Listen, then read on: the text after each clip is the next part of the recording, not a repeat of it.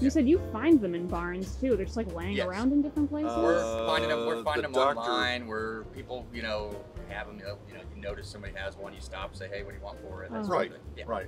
And so yeah, you just, and like I said, they're usually in pretty rough shape. Yeah. So you're having to do a lot of cleaning and a lot of mechanical work to make sure the coin mechanism works and stuff like that. Well, we've cleaned out quite a few mice nests from the bottom of them. Ooh, yeah. Yeah. So, and then like I said, once you get them cleaned up, they don't smell like an old barn anymore. Right. And there you go. Right. And sometimes they're really not working. Yeah. Or they might be missing a few parts. I would say most of the time they're not. And Okay. so we're basically, we got a boneyard of stuff that you've had to pick through to make stuff work and that sort of thing. But yeah. But we turn around and even sell the ones that we've stripped. Yeah. Because even those people still want them to sit there in the driveway. Decorate, yeah. It's just decoration. Right.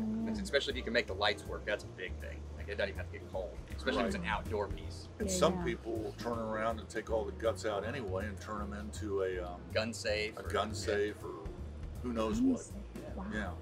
So really, as long as you're willing to like put in the elbow grease and like clean them up and like get That's the mice out of there, Right. That's so Make it cool. look appealing. We're not restoring them. No. Sure.